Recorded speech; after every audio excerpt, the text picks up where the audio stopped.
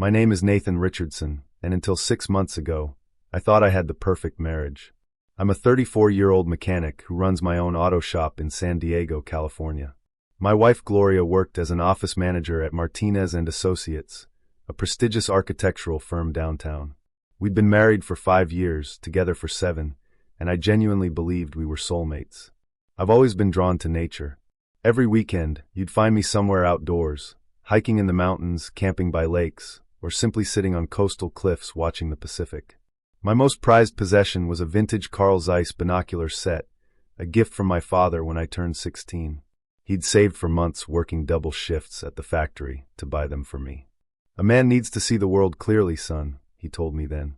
I had no idea how prophetic those words would become. The binoculars had been my constant companion for 18 years. Through them, I'd witnessed golden eagles soaring over desert canyons, gray whales migrating along the coast, and once memorably, a Hollywood crew filming a car commercial just outside our neighborhood. They were my window to a larger world, my escape from the grease and grime of everyday work. Gloria knew about my weekend adventures, of course. She'd occasionally join me on easier hikes, but she preferred her spa days, shopping trips with friends, and what she called civilized relaxation. I never minded. Marriage, I believed, was about giving each other space to pursue individual passions while sharing a life together. The first crack in my perfect world appeared on a Saturday morning in mid-July. Gloria announced she was spending the day at a new spa in La Jolla with her friend Rebecca. "They have this amazing hot stone massage," she said, applying lipstick in our bedroom mirror. "Rebecca's been raving about it for weeks." I kissed her goodbye and headed out for my own adventure. That day, I chose La Jolla Cove, a secluded stretch of coastline about 30 minutes from our house. It's a photographer's paradise, dramatic cliffs, hidden beaches, and tide pools teeming with life. I parked at my usual spot on the bluff, set up my folding chair, and pulled out my binoculars. The morning started perfectly. I watched brown pelicans dive bombing for fish, their prehistoric grace never failing to amuse me. A pod of dolphins played in the surf about a quarter-mile offshore. I was adjusting the focus to get a better look when something on the beach below caught my attention. 2 figures lay on towels on the sand. At first glance, nothing unusual, just another couple enjoying the California sun. But something about the woman's silhouette seemed familiar. I fine-tuned the focus and felt my world tilt on its axis. The woman had long, honey-blonde hair exactly like Gloria's. She was sunbathing topless while a man in expensive-looking swim trunks massaged sunscreen onto her shoulders. He leaned down to kiss her neck, and she laughed, throwing her head back in a gesture I'd seen thousands of times. My hands shook as I adjusted the binoculars again, praying I was wrong. But there was no mistaking it. The small butterfly tattoo on her left shoulder blade, a tattoo I'd kissed countless times, confirmed what my heart already knew. My wife was on that beach, half naked in another man's arms. The man was tall, well-built, with salt and pepper hair and the kind of deep tan that comes from frequent beach visits. Even from a distance, his confidence was evident in the way he moved, the way he touched my wife. This wasn't a casual encounter. Their body language spoke of intimacy, of familiarity, of an established relationship. I watched for 20 agonizing minutes as they played in the waves, shared what looked like champagne from a bottle, and behaved like lovers on a romantic getaway. At one point, Gloria pulled out her phone, and they took several selfies together, laughing and kissing for the camera. The casual intimacy of it all was a knife to my chest. When I finally lowered the binoculars, I realized I'd been holding my breath. My shirt was soaked with sweat despite the ocean breeze, and my hands trembled uncontrollably. I packed my gear mechanically and drove home in a daze, my mind racing with questions, accusations, and denials. Gloria returned home at 6:30 p.m., glowing and relaxed. She showed me her nails, freshly manicured in a soft pink, and described her amazing massage in vivid detail. "Rebecca and I are definitely going back next month," she said, settling onto the couch beside me. "You should have seen this place, Nathan. Pure luxury." I nodded and smiled, making appropriate responses while studying her face for any sign of guilt or deception. But Gloria seemed completely at ease, chatting about her day with the same enthusiasm she'd always shown. Either she was an incredible actress, or she felt no remorse whatsoever about her betrayal. That night, as she slept peacefully beside me, I stared at the ceiling and tried to make sense of what I'd witnessed. Maybe I'd been mistaken. Maybe it was just someone who looked like Gloria. But deep down, I knew the truth. The question was, What was I going to do about it? The next few weeks were torture. I found myself analyzing Gloria's every word, every gesture, every unexplained absence. I noticed things I'd previously overlooked: how she'd started going to work events on weekends, how she'd become more secretive about her phone, how she'd sometimes return from her spa days with a different perfume scent than the one she'd left wearing. But I forced myself to act normal. I went to work, came home, shared meals and conversations with my wife, all while this terrible knowledge ate away at me from the inside. I was afraid that confronting her directly would only lead to denials and better concealment. I needed more information, more proof. 3 weeks after that first sighting, I returned to La Jolla Cove. This time, I came prepared. I brought a small cooler with sandwiches and drinks, a larger fold-out chair, and a beach umbrella. To any observer, I was just another nature lover settling in for a long day of bird watching. My patience was rewarded.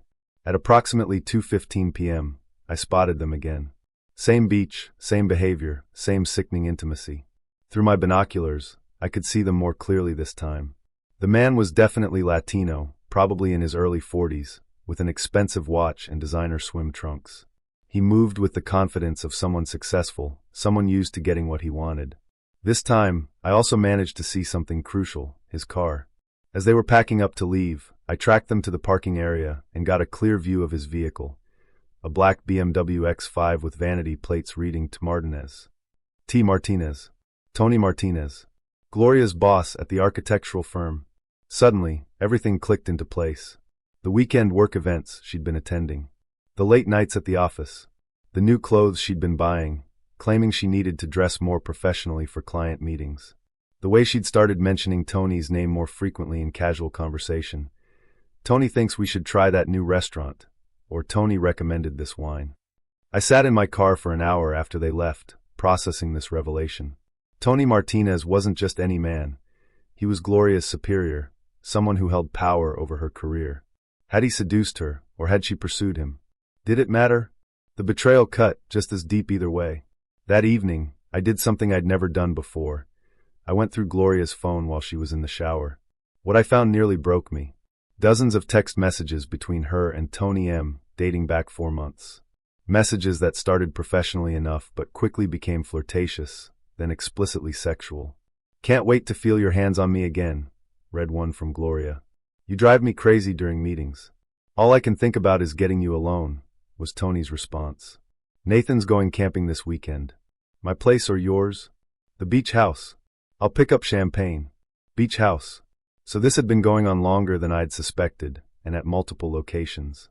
I scrolled back further and found photos. Gloria in lingerie I'd never seen. Tony shirtless in what looked like an expensive hotel room. The two of them together in various intimate poses. The betrayal went deeper than just physical infidelity.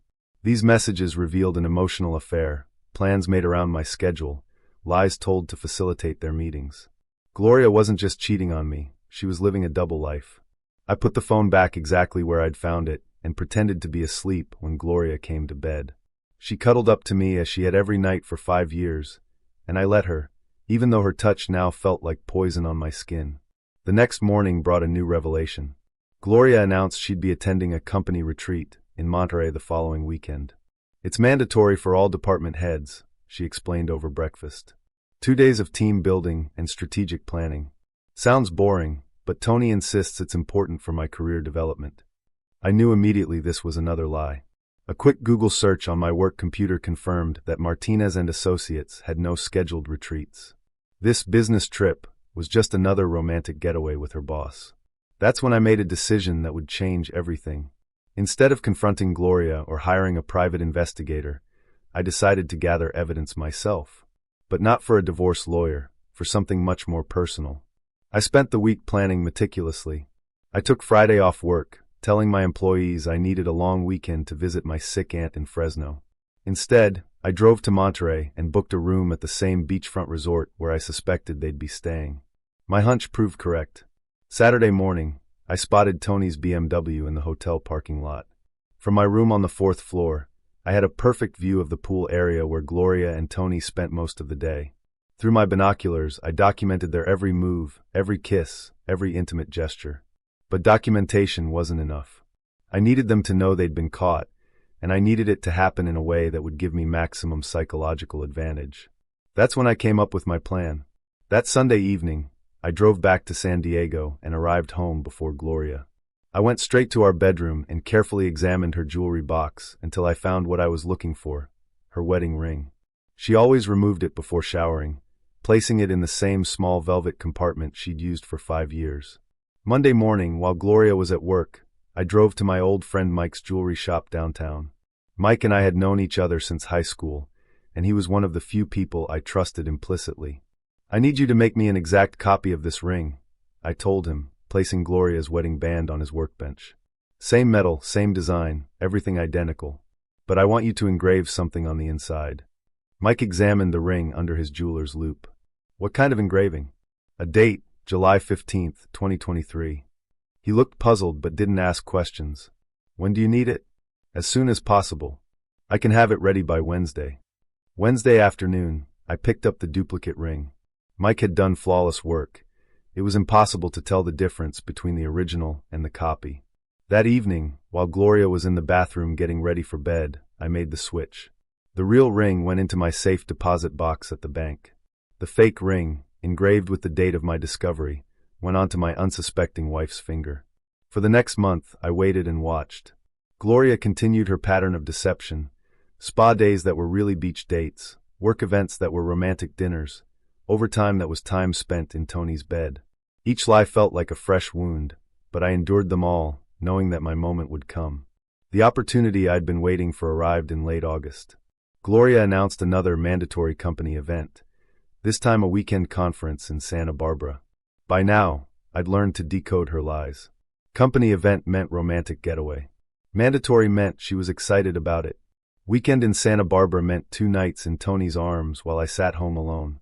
But this time, I had other plans. That Friday, instead of going to work, I drove to Santa Barbara myself.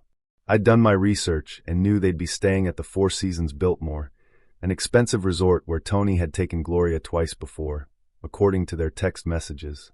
I didn't book a room this time. Instead, I spent the day exploring the area, learning the layout, planning my approach. Saturday evening, I returned to the resort and positioned myself in the hotel bar, which had large windows overlooking the pool area. At 8:30 p.m., they appeared. Gloria wore a stunning red dress I'd never seen before, clearly purchased for this occasion. Tony looked dapper in a tailored suit and expensive shoes. They had dinner at the hotel's upscale restaurant, holding hands across the table, feeding each other dessert, behaving like newlyweds.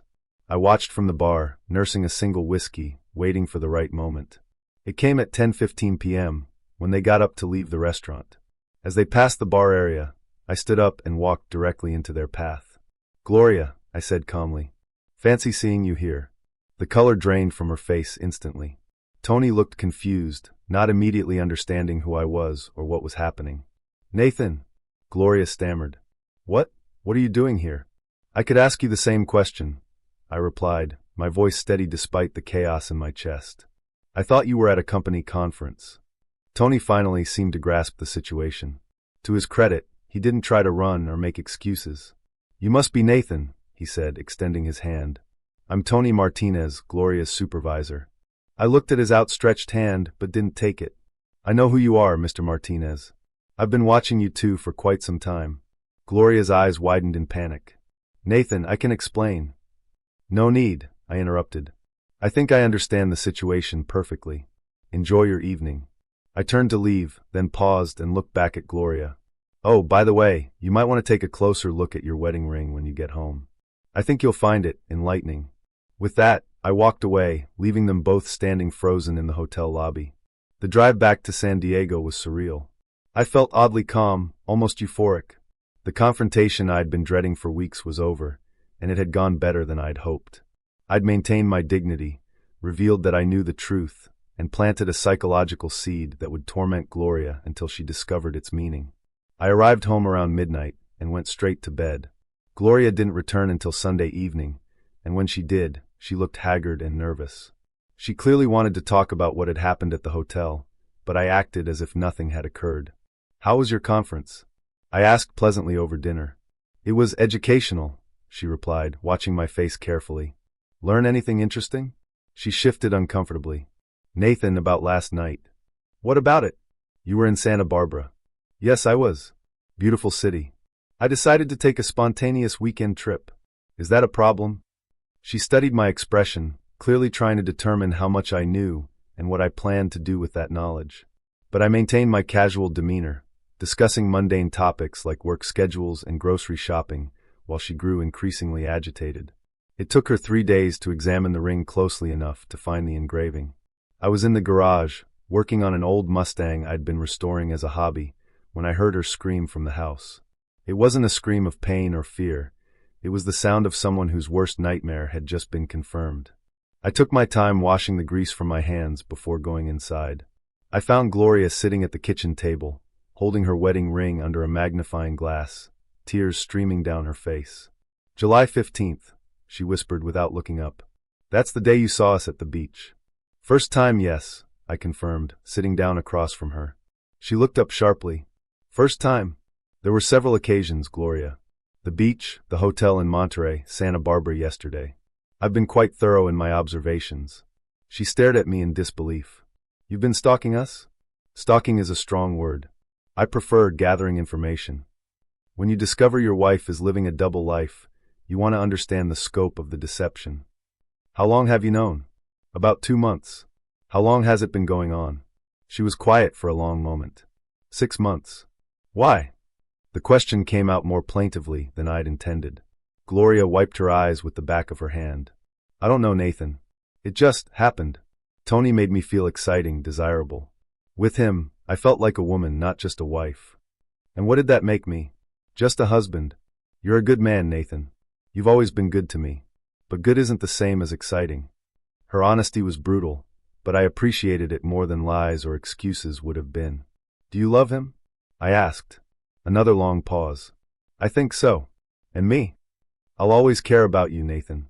But I haven't been in love with you for a long time. I nodded, absorbing this information. It hurt, but it wasn't entirely surprising.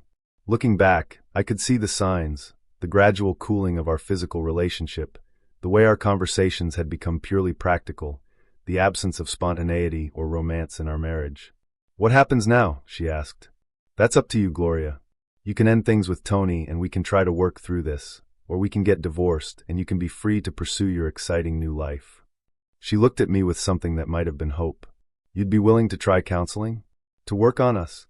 I would, I said. But only if you end things with Tony completely. No contact, no working for him, no nothing. And only if you can honestly say you want to rebuild our marriage, not just avoid the inconvenience of divorce. She was quiet for several minutes, clearly wrestling with the decision. Finally, she shook her head. I can't, Nathan. I can't give him up. Then we're done. The finality of those words hung in the air between us. 5 years of marriage, 7 years together, ended with 4 simple words. I'll file the paperwork this week, I continued. We can split everything 50-50. The house, savings, everything. I don't want to fight about possessions. Gloria looked surprised. You're being very generous. I'm being practical. A messy divorce helps nobody. That night, Gloria slept in the guest room. The next morning, she packed a suitcase and moved in with her sister temporarily. We agreed she'd return to collect her belongings over the following weeks, when I wasn't home, to avoid awkward encounters. The divorce proceedings were surprisingly smooth. We used a mediator instead of separate lawyers, divided our assets equitably, and had the whole thing finalized within 3 months. Gloria kept the house. She bought out my half with money from her parents, and I kept most of the savings and my restored Mustang. I found a small cottage in the mountains outside San Diego, about an hour's drive from the city. It came with 5 acres of wooded land, a creek running through the property, and views that stretched for miles.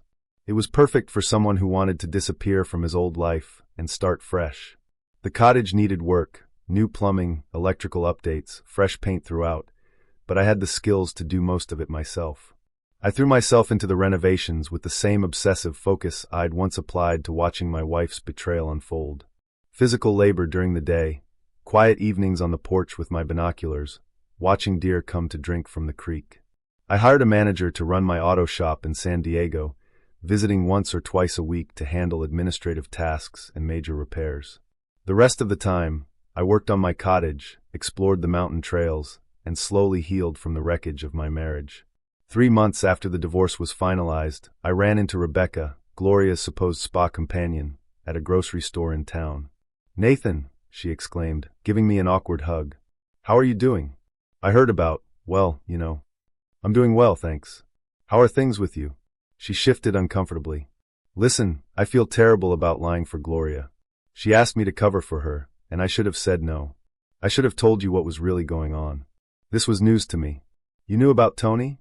I suspected something was up when she started asking me to be her alibi for these spa days that never happened.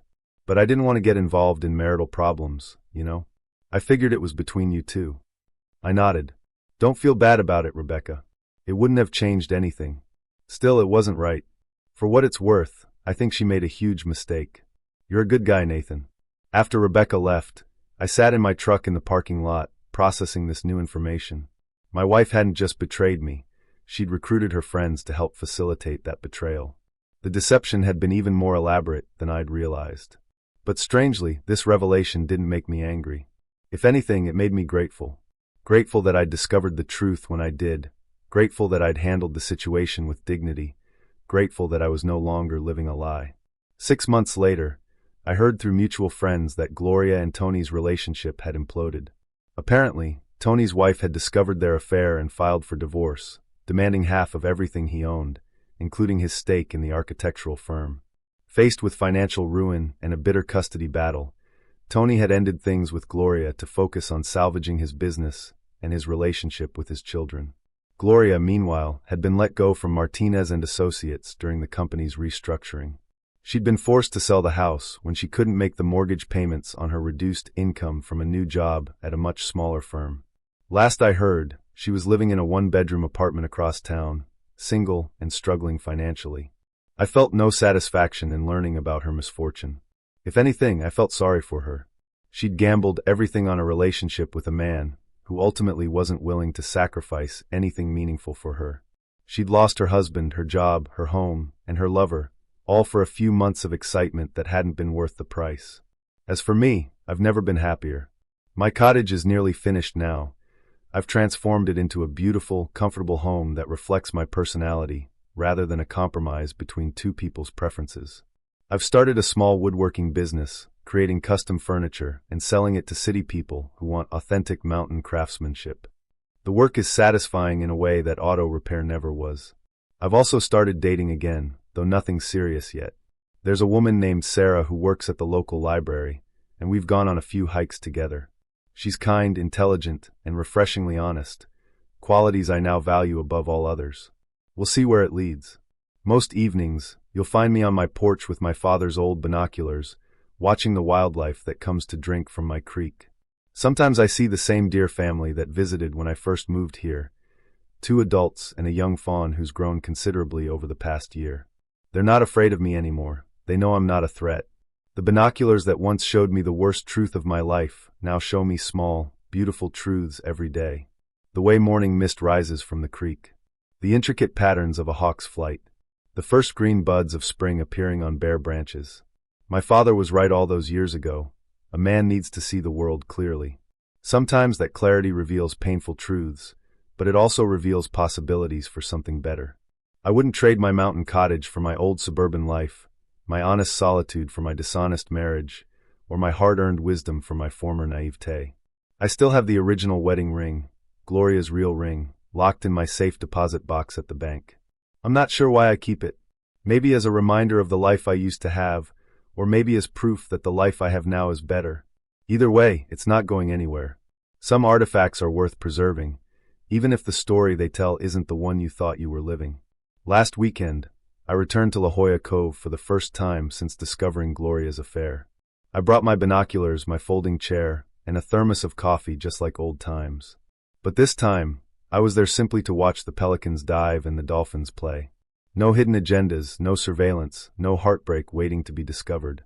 It was a beautiful day. Thank you for watching the video to the end. Maybe YouTube will no longer offer you my channel. So subscribe to it by clicking subscribe on the right under the video to receive new interesting stories. Also on the right of the video, there is a playlist with other interesting stories that you can listen to, and you can also write in the comments what stories you would like to see on the channel.